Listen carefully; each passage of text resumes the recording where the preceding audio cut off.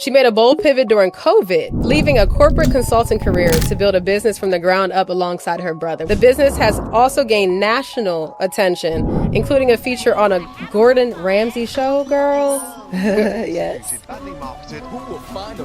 My brother and I, we had this dream where we would like drive down the streets of Houston and say, oh, like we work with that place. I found myself at a point where I felt disconnected from the work that I was doing. How do you go about generating leads with that? Some of the best opportunities that we've gotten are people that we've worked with in the past. Right. And I know that building a business with family, like, it can make or break. In order for people to find you, they need to know that you exist. If someone wants to break into hospitality today, what's the uncomfortable truth they're probably not ready to hear, but they need to hear it? The uncomfortable truth is to set proper expectations, because what's up, y'all? It's your girl, Flemings. We're back at the Content to Cash podcast. I have a dope entrepreneur that I met over the summer, right?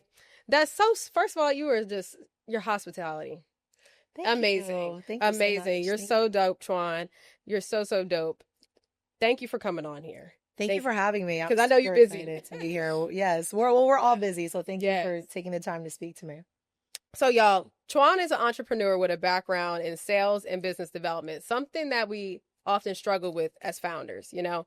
She made a bold pivot during COVID, leaving a corporate consulting career to build a business from the ground up alongside her brother. What's your brother's name?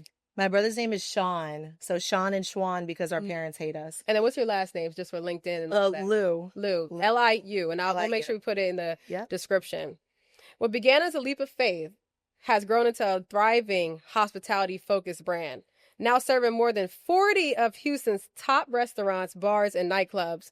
The business has also gained national attention, including a feature on a Gordon Ramsay show, girl. Yes. Her journey reflects a blend of strategic thinking, creative risk-taking, and a sharp instinct for identifying and capitalizing on market opportunities. Can we just, what?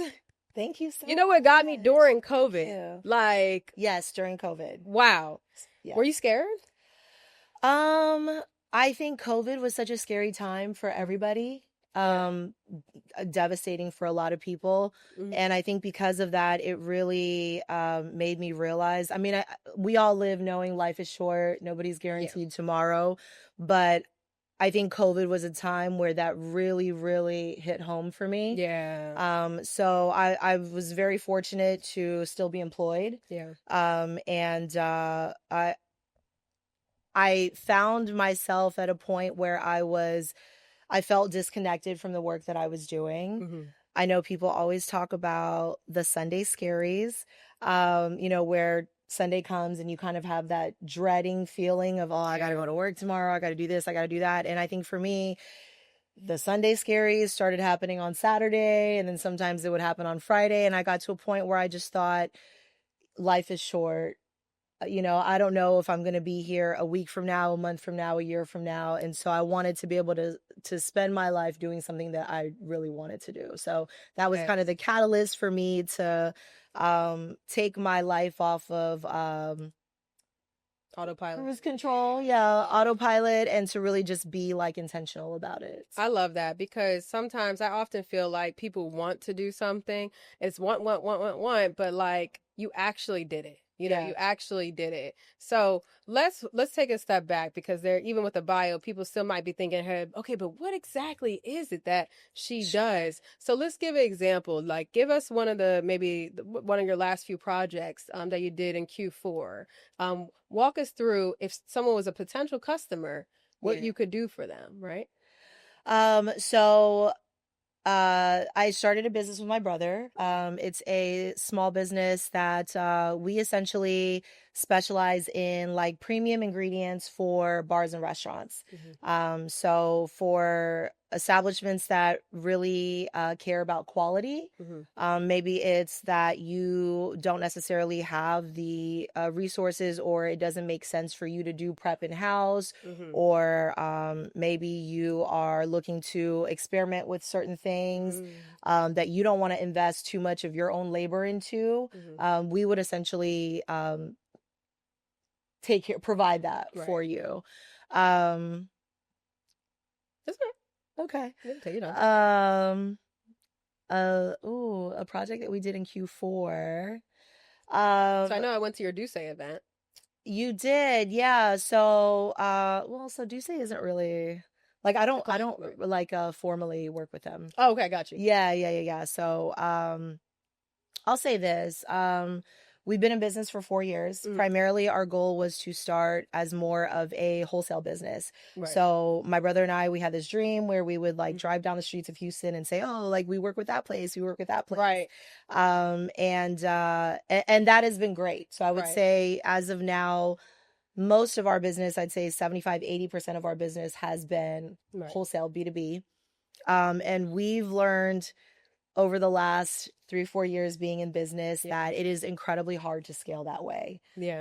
And so we are actively making more of an effort to even that number out.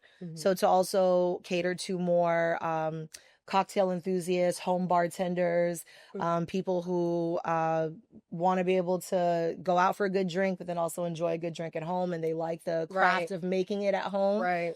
So we want to be able to cater to those people as well. So part of that for our focus in Q4 was to do more like gift sets. And to put together little kits that kind of make it easy to have, make it easier for the consumers to have that elevated craft cocktail, but without having to go out and get a ton of things, and it's foolproof and you can do it from the comfort of your house. So. It sounds like you know exactly what your market is. Like, and I love that because I feel like most people that hear this are going to learn something new about this market because they're like, what? Hospitality and this and this. But you said you know exactly who your customer is. So how do you go about generating leads with that? So I will say for the wholesale side, you know, a lot of it is relationship based. We were fortunate when we first decided that this was a specific business that we were going to start. My brother at the time had been working in hospitality about 6 or 7 years. I previously had a sales job. I worked for a tech company that partnered with restaurants. So during an 11-month period, I built a book of business of 146 restaurants. So I also had some contacts as well within my network. And so it made sense that we were going to leverage those things to then start a business in this industry. That has continued because of the work that we've done with other people. Right. Some of the best opportunities that we've gotten have and continue to come from people that we've worked with in the past. Right. And I think as far as for the retail side, which is something that we're really trying to actively pursue now, it is more about visibility and exposure. Right. So even doing things like this, you know, and then just letting people know that you're out there and this is what you have to offer. Right. Because when something like this in this kind of niche, you know, content helps in that space too, because people need to know what you do. Yeah. So I definitely agree. Now, something that stood out to me was that you started this business with your brother, this family. Yeah. You know? Yes. And I know that building a business with family, like it can make or break you know? So what's the hardest part about working with your brother that people probably wouldn't talk about? So I'm very blessed. It is not lost on me at all that I am, number one, very close with my family, in particular my brother, and that we have a great working relationship because we complement each other very well. His strengths are my weaknesses and vice versa. I will say something that I've had to adapt to over the years is understanding that I cannot work with my brother in the same capacity as I would work with a normal coworker or somebody else that, you know, because in the past I've managed teams and I've done a lot of group work, right? Collaborative situations. And I cannot approach that working relationship the same way because this is not a stranger that you share a space with 40 to 50 hours a week, that, you know, you have a shared goal and you guys work on it together and then that's it. This is somebody that you've known all your life. This is somebody who's known me all my life. We've shared trauma. We know each other's secrets. We, you know, have experienced each other in so many ways outside of just professional. And so something simple such as, hey, you know, I'm going to give you feedback on an idea. I have to approach that with a little bit more care and intention than how I normally would with a coworker or somebody that, again, I have more of a professional relationship with, right? So that makes sense. And, so, and I do love the fact that you guys already have a good bond, right? yeah, So for that's, sure. and it's always going to be that, so I love that. But for people that are starting businesses with family, I think that also I would like to ask, what kind of boundaries do you set? Because it's still family. Ooh, that is such a great question. What kind of boundaries do I set? So it could be a level of respect for each other, right? Yeah. Because you even said that, you approach certain things with him kinder than you would with a coworker because maybe the boundary is we're family and I'm never intentionally hurting somebody, right? That's my family. Right, So you right, might have right. a little bit more not even respect, but compassion because it is your brother. For sure, Yeah, for so sure. that's a boundary. That absolutely. I think something that we are more cognizant about that I know previously in a professional context, I Right. wouldn't really think twice about doing Yeah. is being more upfront about whatever latent feelings there might Yeah. be around something, right? Obviously we're both still individuals, so maybe something stressed me out in the morning that has nothing to do with you. Right. But now we get to the office and the vibe is a little bit off. I think normally in a professional setting, I wouldn't take the time to be like, hey, are you good? Are we good? Is something going on? Is there something you want to address or talk about? But um, that is something that we have to do more often so that number one we can maintain a good working relationship that is efficient, Right. and then also so that that doesn't bleed over into our personal lives. That's I hope y'all listening because some of y'all be wanting to start stuff with family. Sometimes y'all want to start stuff with partners, relationships. Yeah. So think about the boundaries that you need to set and think about, what would make y'all successful? What does success look like for y'all? Now, you also said that there are some things that you're strong at that he's weak at and vice versa, something that you're weak at and he's strong at. Can you give us an example of something that he's strong at Yeah. and that you're weak at? So fun fact about my brother, he has an engineering degree in mechanical. He has a degree in mechanical. My brother has a degree in mechanical engineering. Wow. And the summer before he was supposed to start working in engineering officially, that was when the Marriott Marquis opened here in Houston, and it was a big hotel, big premiere. And one of his friends said, "Hey, come work at the hotel with me. You'll make great money. You'll have so much fun. It's just like your last carefree summer job before you start your career." And so he did. And he fell in love with hospitality and never, ever went into engineering. Wow. So, which my parents don't love that, but that's okay. That's okay. That's okay. We're here now. So because of that, my brother is very good with numbers. I think he's analytical in a way that my brain just doesn't. It don't go there. Yeah. And he's able to do all the nitty gritty parts of the business that I number one that I don't care for, and that number two that I'm happy to offload to somebody else. And my brother says this, obviously he's spent many years waiting tables, bartending, managing staff. So he's obviously great with people, but I think that doesn't come supernatural for him. And so it's something that he doesn't prefer to do. And so in terms of, and obviously given the industry, a lot of it is relationship building. A lot of it is literally just staying in front of people so that you're not forgotten. You got to be out and you got to be an outdoor cat to make things happen. And so that part of the business he doesn't care for. So he'll always be like, go and do your, go and do your thing. Right. So. No, I think I like that. And because even me as a founder, I tend to find people or hire people that I'm just in something I'm not good at, you know? And I will be honest, I don't care to become good at it. It's not my job to be good at everything, it's my job to drive the business. Sure. So I love that. Now, when it comes to, speaking of driving business, when it came to your first major hospitality brand deal, right? How did you get them to say yes? So again, I will say that not to give a disappointing answer, but because again we had established such a great network of because that's what the people need to know. They need to know relationships, absolutely. So it didn't take a lot for us to get some traction going, right? And again, I think that people did not hesitate to work with us because of the great work that we've done with them in the past, right? And I think that goes a long way. That goes the distance. And so it could have been that, or it could have been anything. You know, there were people that, oh, you're doing this now, wonderful. Like, how can I support you? How can we?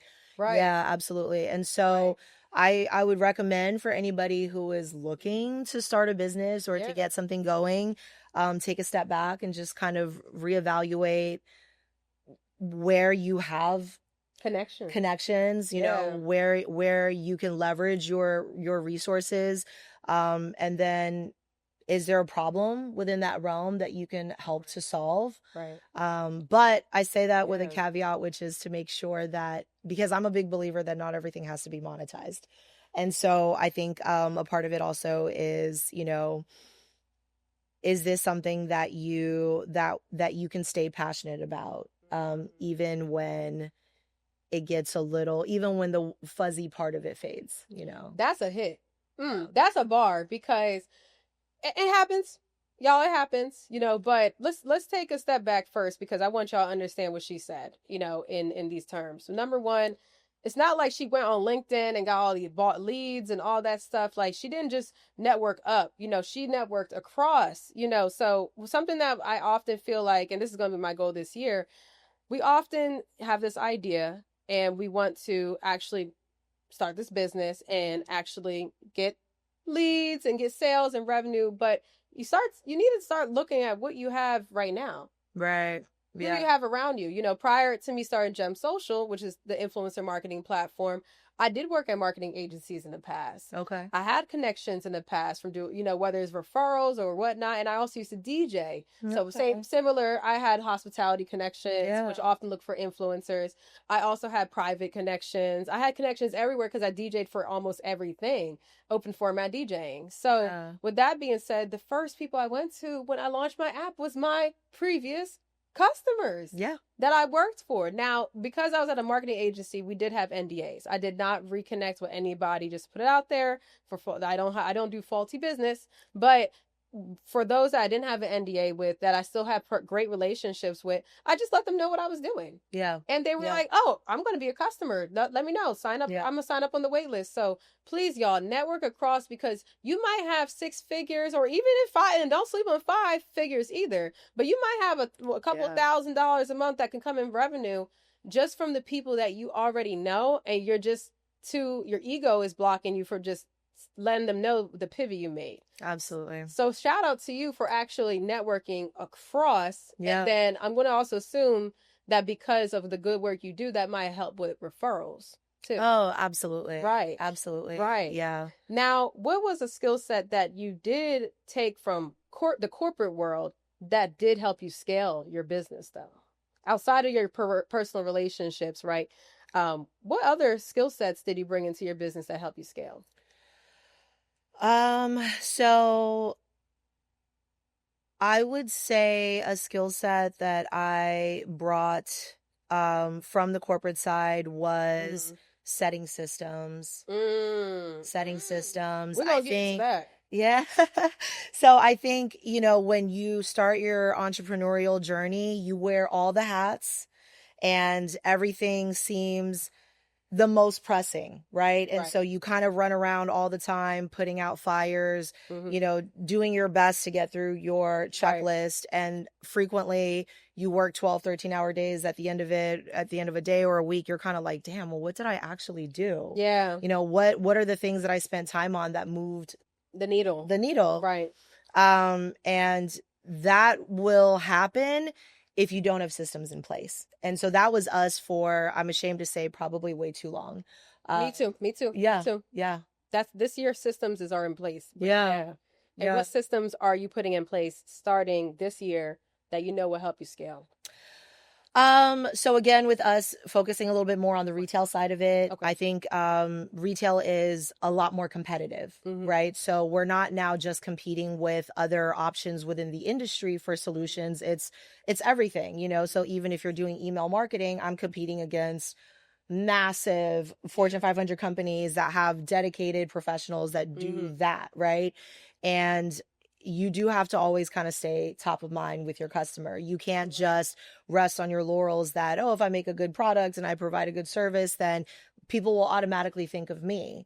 And so even something like on the retail side, setting up like a email marketing campaign where a lot of that work is already done for you, to where you don't have to then take the time to follow up with people. Right. Whether it's something like abandoned carts or whether it's something like, hey, yeah, thank you so much for being a great customer. We miss you. Yeah. You know, we haven't seen you for quite some time. Right. You know, so things automation. like automation. Yeah, absolutely. I was just, before you even got here, I was working on a solo episode and I was talking about automations because one, to prevent burnout, because I was burnt out a couple times in 2025 and I took time, and I'm going to give y'all this advice, you know, to write down what burnt me out the most and what manual tasks were related to that burnout so I could figure out ways to automate. And that's true, you know, and even whether you're doing that for a client, right? Or yourself, you know, I encourage people to start looking into tools where they can automate or relieve manual tasks, you know. So that's amazing. Now, I know that your business, like, you're considered, technically speaking, you know, size wise a smaller business, but you still work with enterprise companies. And I like to encourage people that just because you have a small business doesn't mean you can't get that enterprise bag, y'all, you know. But she built those relationships intentionally. But nobody has a glamorous business all the time, right? So walk us through something that failed in your business in 2025 outside of the part that you just talked about with automations and such. But walk through a failure. You don't have to get detailed with clients and stuff, but just walk through a failure in your business that happened in 2025 that you will prevent in 2026.